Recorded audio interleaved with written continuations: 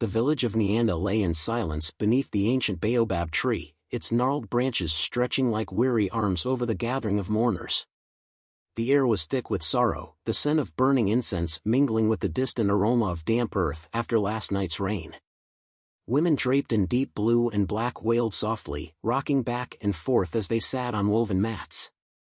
Men stood with bowed heads, their hands clasped tightly in front of them, their expressions grim. Today, the village mourned Baba Juma, the elder who had guided them through droughts, feasts, and the wisdom of the ancestors. His voice, once firm like the winds that shaped the tall grass, was now forever silent. The people of Nyanda had lost more than just a leader, they had lost a piece of their history. But amidst the grief, something was wrong. A figure stood at the edge of the crowd, apart from the mourners. He was tall, unnaturally so, his frame thin like a tree stripped of its bark. His dark robes hung loosely, fluttering slightly in the warm afternoon breeze. His face was sharp, almost hollow, and his eyes, deep-set and expressionless, seemed to watch without truly seeing. At first, no one paid him much mind. In times of loss, even strangers came to pay their respects. But then, it happened. A sound, quiet at first. A low chuckle. At first, those closest to him thought they had misheard. Perhaps the wind had carried the rustle of leaves strangely. But then, the chuckle grew louder, unmistakable. It was laughter, light, unsettling, like the distant chime of hollow bells. Heads turned. Eyes widened. The laughter did not stop. It swelled in the air, breaking through the sobs and prayers like a blade slicing through silk. Mourners turned toward the source, their faces frozen in disbelief. Who would dare laugh at such a time? The wailing of the women faltered, replaced by horrified gasps. A few took cautious steps back, whispering among themselves. The stranger's shoulders shook, his thin lips curled into a smile. And then, he laughed. A full, unapologetic laugh, the kind reserved for joyous occasions. It echoed through the gathering, bouncing off the old baobab tree like the cries of mischievous spirits. A shudder passed through the crowd like a ripple in still water. Even the village chief, a man of great wisdom and patience, felt the hairs on his arms rise. His old heart pounded against his ribs as he recalled a long-forgotten tale, an omen whispered by the ancestors. Beware the man who laughs at funerals. He walks with spirits, and where he treads, misfortune follows. The villagers shifted uneasily, exchanging glances filled with fear. A funeral was sacred. A time of mourning, of remembrance, of solemnity. To laugh at a funeral was not just disrespectful, it was unnatural. It was a call to darkness, an invitation to forces unseen. The laughter finally faded, but the damage was done. The weeping no longer carried the same weight. Grief had been replaced by a different emotion, fear. No one knew who he was, nor why he had come. But one thing was certain. This man did not belong. The ceremony continued, but a heavy unease settled over Nyanda. Even as Baba Juma was lowered into the earth, the villagers could not shake the feeling that something had shifted. A chill hung in the air, unnatural for such a warm day. Birds that had been singing moments before had gone silent. The stranger stood still, watching. And then, as if nothing had happened, he turned and walked away. Yet long after he had disappeared into the horizon, the villagers could still hear the distant echo of his laughter, like a whisper carried by the wind, lingering in their bones. They had buried their elder that day. But they had awakened something else. No one in Nyanda knew the man. The elders had never spoken his name, and the young had never seen his face before that day. Yet, as whispers spread through the village, a terrible realization settled over the people: this was not his first funeral. A widow, her eyes still swollen from crying, clutched her shawl tighter around her shoulders as she whispered to the woman beside her. "I saw him when my husband died last season. He stood at the back, watching." An older man nodded, his wrinkled hands trembling slightly. "He was there when my brother was buried. I remember now, but I thought nothing of it." One by one, others spoke up. "He was at my uncle's funeral. And my cousin's. My father's. Each revelation came like the drop of a stone into still water, sending ripples of unease through the crowd. The villagers exchanged nervous glances, their grief momentarily forgotten, replaced by something colder, fear. How long had he been among them? How many burials had he attended without being noticed? His name, they soon learned, was Lumo. But it was a name without a story, a word that held no history. He had no family, no home, no past that anyone could recall. Some said he had come from a distant land, wandering from village to village, always arriving when death had touched a home. Others whispered that he had no land at all, that he was not a man but something else, something unbound by the laws of flesh and bone. Yet what unsettled them the most was not just his presence at their funerals. It was his laughter. It was not the laughter of joy, nor was it the cruel laughter of mockery. It held no mirth, no warmth, no bitterness. It was empty, like a hollow drum echoing in the wind, like the last breath of a dying fire. A child, no older than 6, clutched his mother's skirt and whispered, "Mama." His eyes don't move. The mother stiffened. She had noticed it too. When Lumo laughed, his face remained still. His lips curled, his shoulders shook, but his eyes, dark, sunken, and endless, never reflected the emotion his laughter carried. It was as if his body played a game his soul did not understand. The rumors started before the sun had set. "He is cursed," said a fisherman, his voice low, as if afraid Lumo might hear from wherever he had gone. "No," an old woman countered, "he is possessed. An evil spirit clings to him, forcing him to laugh at death." A young mother, cradling her baby, whispered with wide, fearful eyes, "Perhaps he is a witch doctor. One who has lost his humanity." But there was a rumor far worse than the rest, one that made even the bravest men shudder. "He feeds on grief." It was not spoken lightly. There were stories, after all, of such creatures. Beings that roamed the earth in search of sorrow, who consumed pain like a man eats food. They did not cry, for tears had no use to them. They did not comfort, for peace was poison to their kind. They only watched, waited, and drank deeply from the suffering of the living. And if Lumo was such a thing, what did that mean for Nianda? The village elders gathered under the shade of the baobab tree, their faces grim. Some demanded that Lumo be cast out, driven away before his presence brought misfortune. Others hesitated, if he was indeed cursed, did they not risk angering the spirits by turning him away? Elder Zubri, the wisest among them, listened without speaking. His weathered hands rested on his staff, his mind turning over the weight of the stories he had heard in his youth. "Perhaps," he finally said, his voice heavy, "the question is not whether we should drive him away." The others turned to him, waiting. "Perhaps," he continued, "the question is, what happens if we don't?" And so, as the sun dipped below the horizon, casting long shadows over the land, the people of Nianda found themselves trapped in a terrible choice. Should they seek the truth about Lumo? Or should they do what every instinct in their bodies told them to do, run? Cato had never been afraid of ghosts.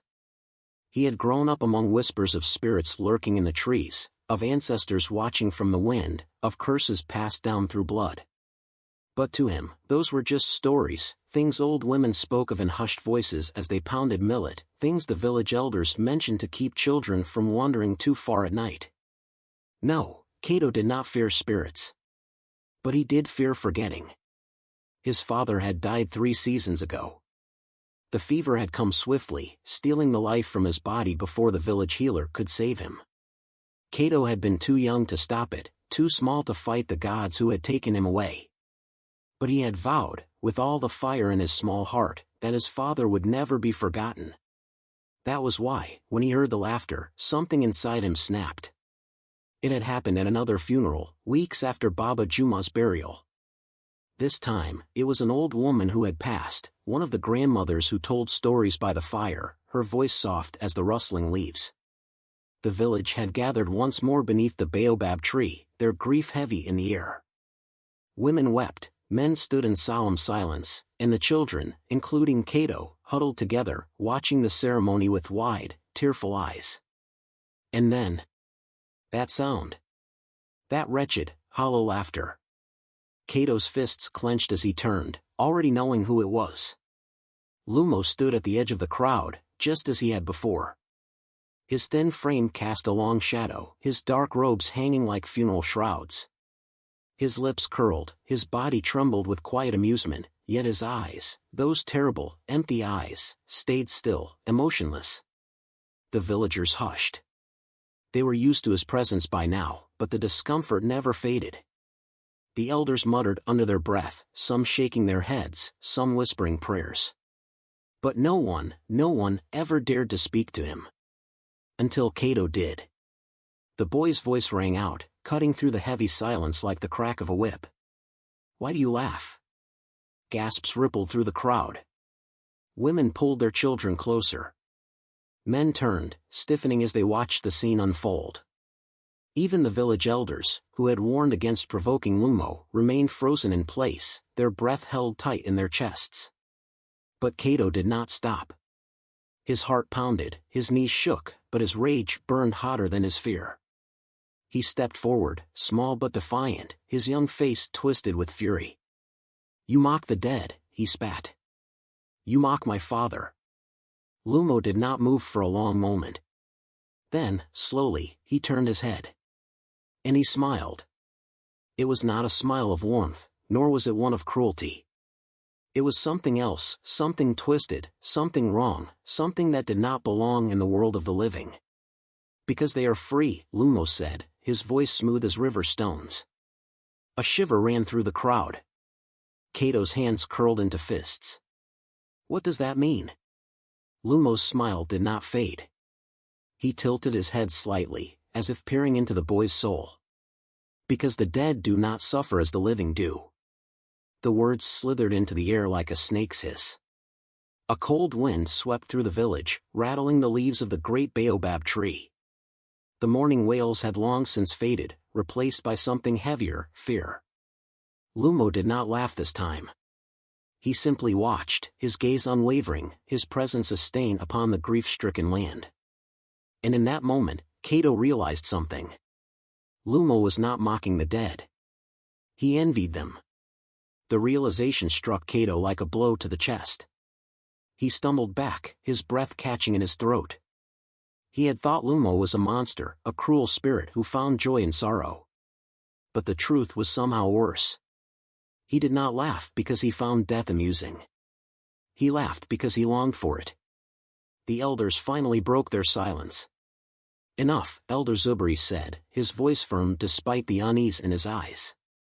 He stepped forward, placing a protective hand on Cato's shoulder. "It is dangerous to question spirits who walk among men." Another elder nodded. "Some things are not meant to be understood, child." Cato's lips parted, as if to protest. But when he looked at Lumo again, he found himself unable to speak. The man's expression had not changed, but there was something in his eyes now, something deep, something dark, something endless. And for the first time in his life, Cato felt a fear that no story had ever prepared him for. The villagers turned away, hurrying to finish the burial, eager to leave the presence of the man who laughed at funerals. Mothers held their children tighter, men whispered among themselves, and the elders exchanged glances filled with unspoken worry. But Cato could not move. His feet felt rooted to the earth, his body unwilling to turn away from the mystery standing before him. What was Lumo? And if he truly believed that the dead were free, then why was he still here? At first, the villagers tried to ignore it. They told themselves it was coincidence. Misfortune had always found its way into Nyanda, droughts, illnesses, the occasional wild beast that strayed too close to the fields. These things happened. They were the way of the world. But then, the pattern began to emerge. And it always followed Lumo's laughter. It started with the widow. Her name was Asha, a woman barely past 20, her beauty still untouched by time's cruel hand. She had lost her husband to sickness, and though her heart was heavy, she carried her grief with quiet dignity. On the day of his burial, she stood at the front, her eyes dry but dark with sorrow. And Lumo had laughed. It had been quieter than usual, but it was there, that same hollow sound, slipping through the cracks of morning like a shadow. The villagers turned to him, uneasy, but he said nothing. He only watched, as he always did. That night, Asha vanished. Her home was found empty, her sleeping mat untouched, her belongings exactly as she had left them. No footprints led away from the house, no signs of struggle. She had simply disappeared. The villagers searched the forests, the riverbanks, even the deep caves that lay beyond the hills. But Asha was never seen again. The elders held a meeting, voices hushed and tense. Some believed she had taken her own life in despair. Others murmured of darker things, that the spirits had taken her, that she had been claimed. But Cato, who listened from the shadows, could not shake a terrible thought. Had Lumo's laughter called something to her? Then came the harvest. Kamari was a proud man, known for the golden fields of maize that stretched behind his home. His father had been buried just 2 weeks before, and Kamari had worked through his grief, tending to the crops his family had farmed for generations. He had not spoken of Lumo, nor had he given in to the whispers that spread through the village. Then, one morning, he woke to find his fields destroyed. Not by drought, not by pests, not by any natural cause the villagers could understand. The crops had withered overnight, their once green stalks now shriveled and blackened, as if something had drained the life from them in a single breath. The earth itself smelled of rot. The villagers gathered, staring in horror. Some crossed their arms, whispering prayers beneath their breath. Others stepped back, refusing to get too close, as if they feared the very soil might curse them too. "It is a punishment," an old woman finally said. "For what?" Kamari snapped. His voice was sharp, but his hands trembled at his sides. "For the laughter," she murmured. "For the dead who were mocked." No one spoke after that. The worst was the child. Little Nia had always been a bright girl. She sang as she fetched water, laughed as she played by the river, and listened wide-eyed to every story the elders told. She was the kind of child the village cherished, a reminder of life even in times of loss. But she had been at the last funeral. She had heard Lumo's laughter. And she had screamed. Not just a frightened cry, not just the wail of a child who did not understand. It had been a scream of terror, raw and piercing, as if something unseen had gripped her soul and shaken it. Her mother had scooped her up, whispering soothing words, but Nia had only clung to her, her tiny body trembling. The next morning, she did not speak. She did not answer when her mother called her name. She did not sing when she played. She did not even cry when she scraped her knee against a jagged stone. Days passed. Then weeks. The healer tried herbs. The elders tried prayers. Even the village chief himself knelt before the sacred tree, begging the spirits for mercy. But Nia's voice never returned. She was not sick. She was not deaf. She was simply silent. And she remained that way.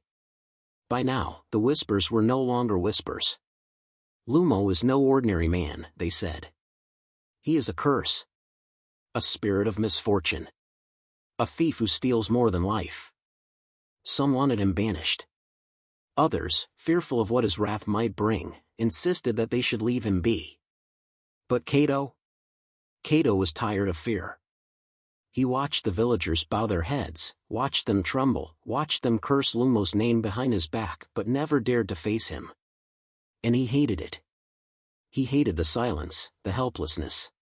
He hated that no one would stand against the man who laughed at funerals. But most of all, he hated that he himself was beginning to feel the same fear. No. He would not live like this. If Lumo truly brought misfortune, then Cato would find out why. And if he was truly something more than a man, then Cato would learn what he really was. The village of Nyanda had lived in fear for too long. The rumors about Lumo had spread like wildfire, and the tragedies that followed his laughter could no longer be ignored. The people needed answers. They needed truth. And so, one evening, as the sun bled into the horizon, Elder Zubri called for a gathering beneath the great baobab tree. Elder Zuberi was the oldest man in the Anda, his hair as white as the river foam, his back hunched with the weight of years. He had lived through droughts, through wars, through the rise and fall of chiefs. He had seen more than any man alive. And on this night, his voice carried the weight of 100 years as he spoke. "I have heard of this before," he said. The villagers leaned in. Even the crickets, it seemed, had gone silent. Long ago, before any of them were born, there was another man who laughed at funerals. His name had been lost to time, but his story remained. He had once been a healer, a man of great wisdom, who spent his life tending to the sick and wounded. His hands had saved many, and his heart had known the pain of those who lost their loved ones. But one day, a powerful chief fell ill, a man who ruled over a great kingdom beyond the mountains. The healer did all he could. He gathered the rarest herbs, spoke the strongest prayers, even traveled to distant lands in search of a cure. But nothing worked. The chief died. And the people blamed the healer. In their grief, they turned on him. They called him a fraud, a failure, a man who had stolen the life of their leader. Some even whispered that he had let the chief die on purpose, that he had been jealous of the power the ruler held. The healer begged for mercy. But they did not listen. They cast him out, shamed him, and cursed his name. That night, as he stood at the edge of the village, watching the fires flicker in the distance, he made a vow. "If they will not let me mourn the dead," he said, "then I shall never mourn again." And so, he cursed himself. He swore that never again would his tears fall for the dying. Instead, he would laugh. Not because he found joy in death, but because he had been stripped of the right to grieve. From that day on, the legend said, he wandered from village to village. He never aged. He never stayed in one place for too long. And at every funeral, he laughed. Not out of cruelty. Not out of pleasure. But because he was trapped between life and the afterlife, forever bound to mock death itself. The villagers shuddered as Elder Zuberi finished his tale. For a long moment, no one spoke. Then, in a trembling voice, someone finally asked, "Is Lumo that man?" No one knew for certain. But the signs were there. Lumo never spoke of where he came from. He had no family, no home, no past. He appeared only when death was near, his laughter a hollow echo of something long forgotten. And perhaps, just perhaps, he was no ordinary man at all. The village could not live in fear any longer. If Lumo was truly a spirit, one cursed to laugh at death, then the people needed to know. They could not simply cast him out and hope misfortune would not follow. And so, they sent for the only one who could uncover the truth. Mama Nyoka. She was no ordinary woman. She had walked the earth for nearly a century, her wisdom stretching far beyond the knowledge of ordinary healers. Some claimed she could speak with the dead. Others believed she had danced with spirits in the sacred forests where no man dared to go. But one thing was certain, she could see what others could not. When she arrived, draped in robes made of woven reeds and beads that clattered with every step, the villagers bowed their heads in reverence. She carried no staff, no charms, no symbols of power. Yet the air around her felt charged, thick with something unseen. She did not speak as she approached Lumo. He stood in the center of the village, waiting. The same eerie smile played on his lips, untouched by fear. Mama Nyoka studied him for a long time. Then she said, "We will call upon the ancestors." The ritual began beneath the full moon. The villagers gathered in a circle, their eyes reflecting the flickering firelight. Drums beat a slow, steady rhythm, their sound deep and commanding, as if summoning something from beyond. Mama Nyoka stood before Lumo, her voice low and powerful as she chanted in the old tongue, the language of those who had walked before them. She threw sacred herbs into the fire. The flames roared, turning blue for a fleeting moment before settling back into their usual golden hue. Then she turned to Lumo. He did not flinch. He did not tremble. He only smiled. As if the weight of the world's fear was nothing more than an amusing game. Mama Nyoka's voice grew stronger, her chant weaving through the air like the wind before a storm. Then, suddenly, the fire cracked. A gust of wind tore through the village, though the night had been still just moments before. The villagers gasped as the flames bent toward Lumo, as if drawn to him, as if pulled by something unseen. And yet, Lumo remained unmoved. His smile did not waver. His laughter did not come. Only silence. Then Mama Nyoka spoke. "This is not a man," she declared. The villagers stiffened, holding their breath. "This is a soul who has forgotten how to leave this world." A hush fell over the gathering. The night itself seemed to listen. She turned to the people. "He is neither good nor evil. He is simply lost. Trapped between the living and the dead. He laughs not out of cruelty, but because grief is no longer his to bear." The villagers exchanged uneasy glances. "What do we do?" someone whispered. Mama Nyoka sighed. "That is for you to decide. Do you help him move on? Or do you cast him out and let him wander forever?" The fire crackled once more. Lumo's smile lingered in the moonlight. And the village of Nyanda faced a choice that would change their fate forever. The village of Nyanda had never faced a night like this. For years, they had buried their dead beneath the great baobab tree, honoring their ancestors with sacred rites, weeping for their loved ones. But tonight, they would bury a man who had never died. The decision had not come easily. Mama Nyoka had given them a choice: help Lumo's soul find peace or cast him out to wander forever. The elders debated long into the night, voices hushed yet heavy with fear. Some believed the spirit must be banished, driven far from Nyanda's lands before more misfortune befell them. Others, especially those who had lost loved ones to his laughter, insisted that Lumo had to be put to rest. In the end, it was Kato, the boy who had first confronted him, who spoke the words that decided his fate. "He deserves a funeral," the boy said. "Because maybe, that's what he's been waiting for." And so, the village prepared for a funeral like no other. The fire was lit at the center of the village, its flames stretching toward the heavens.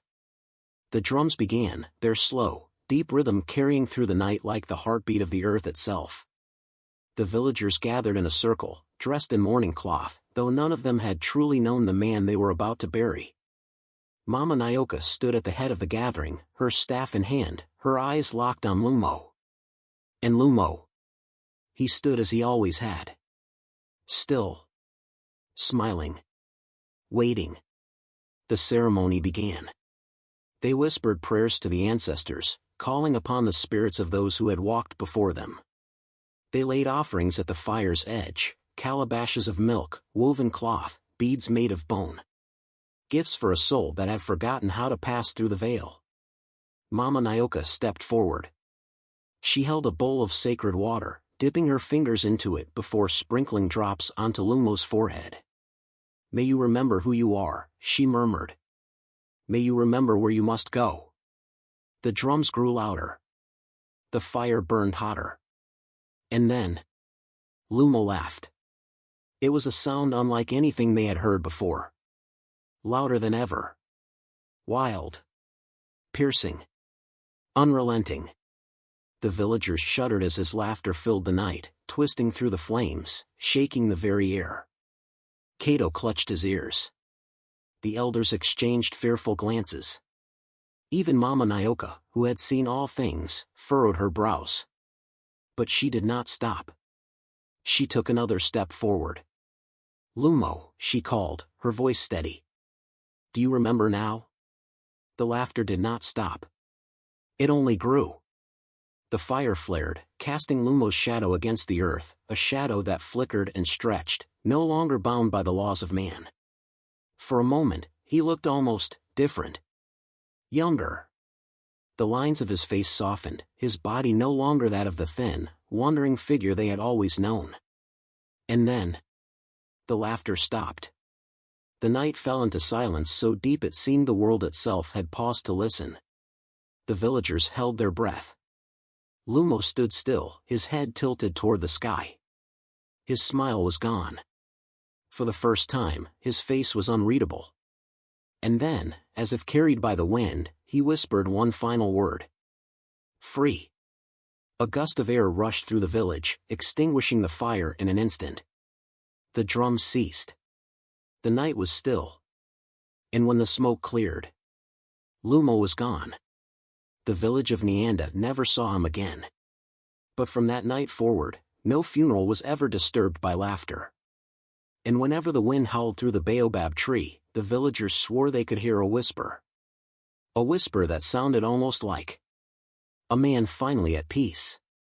When the sun rose over the village of Nyanda, everything was still. Too still. The air felt lighter, as if the weight of something unseen had finally lifted. But there was no celebration. No cheering. No relief. Just silence. The villagers emerged from their homes cautiously, their eyes darting toward the fire pit where Lumo had stood the night before. The embers had long since cooled, reduced to nothing but blackened ashes. But of Lumo himself, there was no trace. No footprints in the dirt. No discarded belongings. No sign that he had ever been there at all. At first, they did not speak of it. They carried on with their mourning as best they could, tending to the livestock, gathering water from the river, preparing food over open fires. But the weight of the night before hung over them. Was it truly over? Had they done the right thing? Mama Nyoka sat outside her hut, staring at the sky with eyes that had seen too much. Elder Zuberi walked through the village with a solemn expression, offering quiet prayers under his breath. And Cato, the boy who had stood against Lumo, the boy who had demanded answers. He wandered to the edge of the village and stood beneath the great baobab tree, listening. Listening for something he wasn't sure he wanted to hear. Did we set him free? A voice finally asked. It was one of the village women, her voice barely above a whisper. Mama Nyoka exhaled, shaking her head. Perhaps. Perhaps, another villager echoed, uneasy.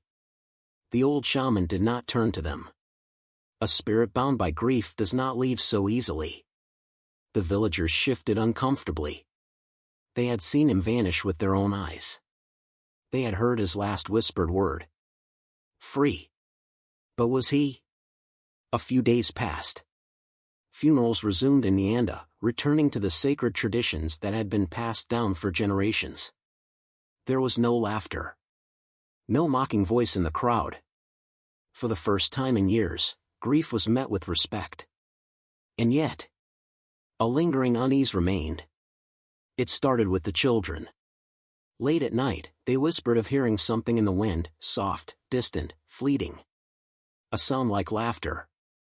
The elders dismissed it as nothing more than the tricks of a restless mind. A village haunted by its own memories. But then, one evening, as Elder Zuberi sat outside his hut, staring into the dying embers of his fire, he heard it too. Faint. Carried by the wind. A single, breathy chuckle. So soft that, for a moment, he thought he had imagined it. But when he looked up, he saw Cato, standing at the edge of the village, staring into the dark. Listening. Elder Zuberi sighed. He rose to his feet, walking slowly toward the boy, his joints aching with the weight of time. Still looking for him? Zuberi asked gently. Cato did not answer right away. Then, do you think he's really gone? The old man hesitated. The truth was, he did not know. Lumo had left no sign of himself behind, and yet, something about the air still felt unsettled. Elder Zuberi placed a wrinkled hand on Cato's shoulder. There are those who fear death, he murmured. And those who embrace it too much. Cato frowned, turning to the elder. What do you mean? Zuberi gazed into the distance, his voice heavy with unspoken thoughts. Perhaps Lumo did not fear death, he said. Perhaps he envied it. A chill ran down Cato's spine. The two of them stood in silence, the wind brushing through the trees. And for the briefest moment, just beneath the rustling leaves, just beyond the whispers of the earth, they thought they heard something. Something that almost sounded like a man laughing. And though no one ever saw Lumo again, his memory never faded from the village of Nyanda. The man who laughed at funerals. The man who walked the line between life and death. A reminder that grief was sacred. That laughter was not always kindness. And that some spirits, no matter how lost, never truly leave. The village of Nyanda changed after Lumo's disappearance. The people no longer feared their funerals being disturbed by eerie laughter. They no longer saw a lone, thin man standing in the shadows, watching with hollow amusement as they mourned their dead. But his presence, his legend, never left. A story retold for generations. The elders of Nyanda passed Lumo's tale down to their children, and their children's children, until it became part of the village's oral history. "Beware of the man who laughs at funerals," they would say. "For he does not belong to the world of the living, nor the world of the dead." Parents warned their children that to mock the dead was to invite misfortune upon themselves. To disrespect the grieving was to walk a dangerous path, one that could lead to becoming like Lumo, trapped between two worlds. Some children would scoff, laughing nervously at the story, only to fall silent when an elder would lean in and whisper, "If you ever hear laughter in the wind, look around. You may not be as alone as you think." Some say he was a curse. Many in the village believed that Lumo had been a curse upon Nyanda, a reminder of what happens when grief turns into madness. The funerals he attended were never the same. Tragedy always followed his laughter, crops failing, children falling ill, loved ones disappearing. Had he been an omen? A warning from the spirits? Or had he simply been a cursed man, carrying his own sorrow like a plague, spreading it to those unfortunate enough to cross his path? No one could say for sure. But one thing was certain, no one in Nyanda ever laughed at a funeral again. Others say he was a lost soul. Not everyone believed Lumo had meant harm. Some whispered that he had been nothing more than a lost soul, trapped between the living and the dead, seeking release from a fate he did not choose. Perhaps he envied the dead, Mama Nyoka once said, long after the night of Lumo's disappearance. Perhaps he longed to be free but did not know how. Elder Zubri, in his final years, often sat beneath the great baobab tree and reflected on Lumo's last words. Free. Had they truly set him free? Or had they only sent him somewhere else, wandering, waiting, laughing still? But one truth remains. Time passed, and the people of Nyanda continued their lives. The land flourished, new generations were born, and the village thrived. But even as years turned to decades, and decades turned to centuries, one truth remained. If ever laughter was heard at a funeral, a sound too distant to place, too unnatural to ignore, the villagers would freeze, their hearts pounding, their breaths caught in their throats.